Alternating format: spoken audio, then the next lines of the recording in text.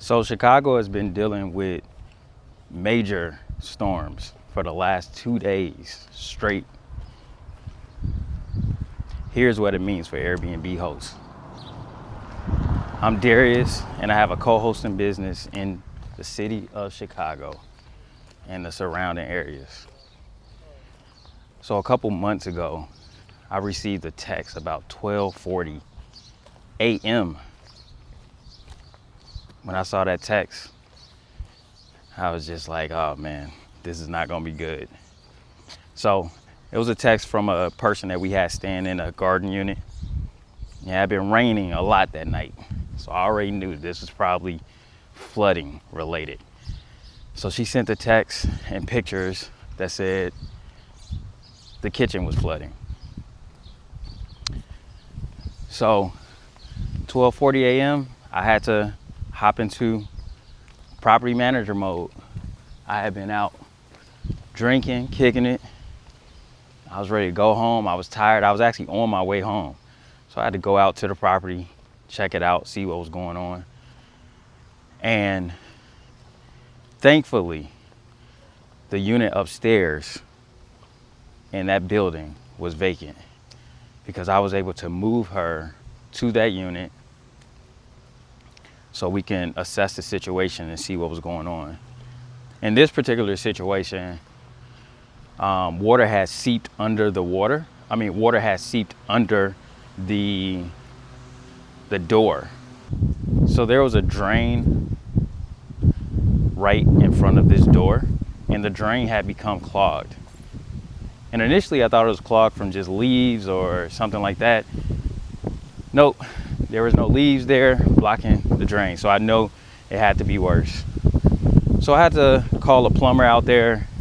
The plumber ended up rodding the toilet because there was no, from that particular unit, you had to rod through the toilet. There was no, I can't think of the name right now, like the access pipe that's usually outside that makes it easier. But had to rod from the toilet. He pulled out a ton of baby wipes, and there was some tree roots there as well. And we was able to get it fixed. There was all told, about 2 inches of water that got into the unit. So we had to clean that up, vacuum that up.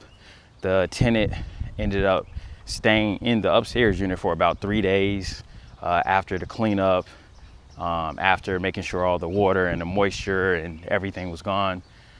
So she was pretty happy in that situation considering the circumstances. None of her items got damaged, thankfully. And the bill was pretty hectic.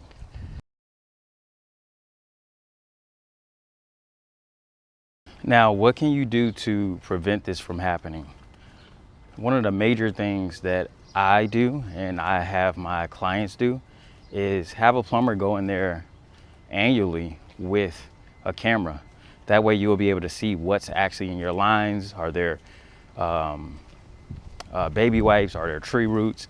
And then you'll be able to deal with the issue accordingly. You're being more preventative and not dealing with the issue when it's going to be way more costly for you. The other thing is just simply have signs in the bathroom right by the toilet to ask people not to throw anything other than toilet paper in the toilet. Now, there's a toss-up whether or not people listen or not. Hopefully they do. But those two things, I think, will go a long way in preventing the situation that I just dealt with a few months ago with flooding in my garden unit. Look, y'all, things happen like this. You know, everyone wants to show you the glitz and the glamour, but midnight calls happen. They don't happen a lot, honestly, but they do happen. Flooding happens. A lot of different things with properties happen. And I'm going to show you all of it, including this almost $1,000 bill that happened. But you know, throughout all of that, guess what? We still got a 5-star review. Now this person was staying here for about 60 days, so it was a midterm rental. And I think the thing that saved us was the fact that we had that vacant unit right above. So I was able to deal with it right then and there. And then also the fact that I was able to right away respond, you know, within, I would say 10 minutes. So still got a 5-star review. The rest of her stay was pretty uneventful. She was very gracious, very understanding. So on this channel, I mean, you guys are gonna see the good, the bad, and the ugly. I'm gonna show you all of it.